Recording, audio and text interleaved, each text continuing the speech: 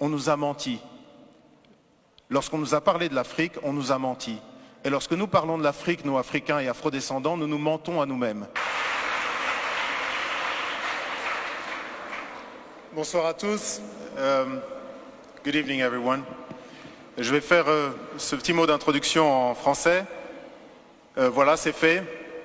Aujourd'hui naît Incarnation. Incarnation aurait pu s'appeler Initiation. Et Incarnation démarre, vous allez le découvrir ici en rentrant, sur un constat qui est fort, sur une déclaration, une affirmation qui est très forte.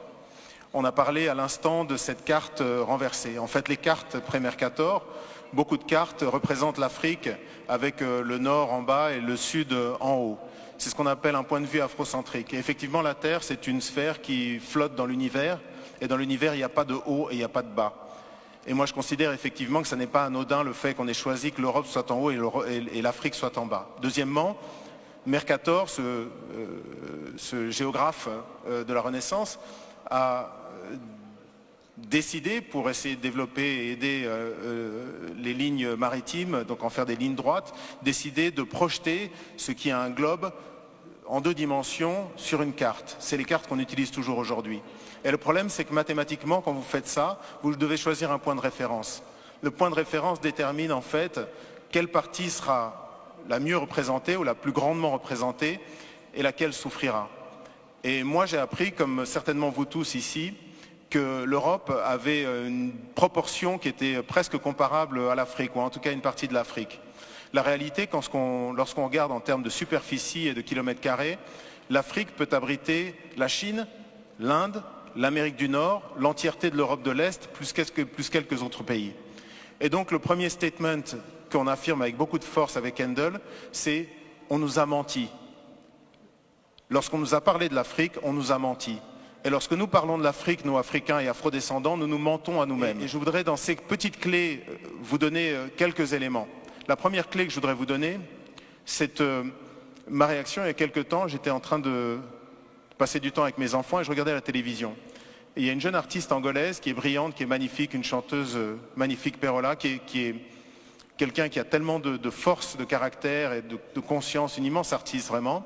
Et elle montrait l'Angola, qui a été un pays qui a été détruit par la guerre, et elle est allée à Soyo, à l'embouchure du fleuve Congo.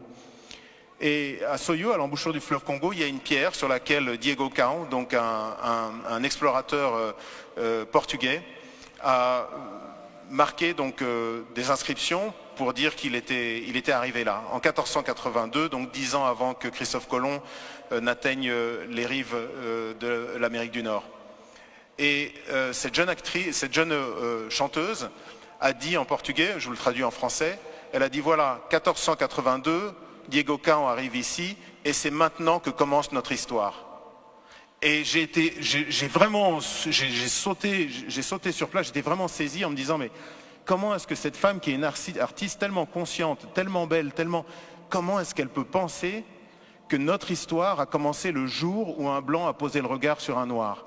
Et ça, de même que la carte, ça n'est pas quelque chose d'anodin.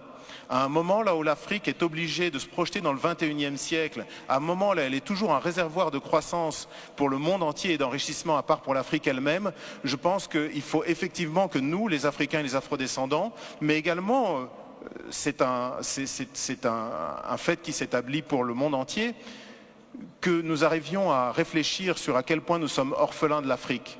Vous savez, ce concept de mémoire fantôme, lorsqu'on vous ampute une jambe par exemple, vous avez une démangeaison où l'orteil vous gratte, mais il vous gratte terriblement et vous êtes absolument persuadé que c'est votre orteil, même si vous savez que vous n'avez plus d'orteil. Et bien c'est un peu ça le sentiment que beaucoup d'Africains finalement ressentent par rapport à l'Afrique, c'est cette espèce de douleur de mémoire fantôme. Et aujourd'hui, cette exposition essaye d'adresser cette question-là. Réapprenons, nous, les Africains, mais aussi tous les gens qui ont un intérêt par rapport à ce continent, à nous regarder.